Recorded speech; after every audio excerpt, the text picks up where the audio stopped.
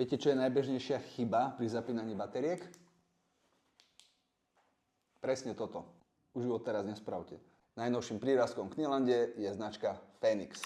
Topka medzi svetovými svietidlami. Špecialitou Fenixu alebo ich svietidiel je to, že sú tzv. Inteligentné, neprehrejú sa, sú vyrobené z odolných materiálov a dajú sa nabíjať.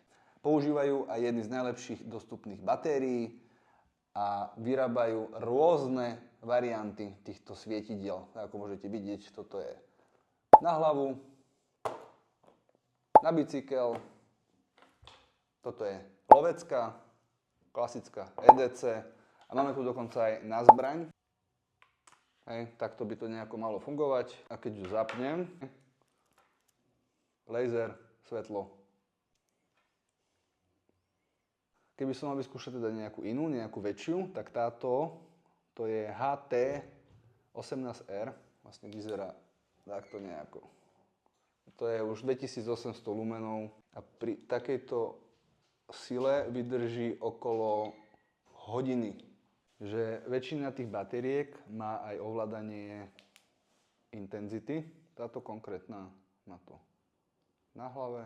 Toto HTčko, ako Hunter, má vlastne pri spúšti. Tie ďalšie vlastne ani neviem, lebo som ich neotváral, ale určite to bude napísané v popise na našej stránke. Každá z týchto batérií je samozrejme nabíjateľná cez USB-C port.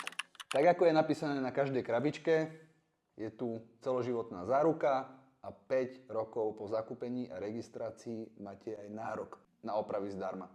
Pre novinky zo sveta ostrých nástrojov a po najnovšom aj svetidiel nás nezabudnite sledovať. Dajte nám like, napíšte do komentu, čo by ste chceli vidieť najbližšie alebo čo sa vám páči a ďakujeme.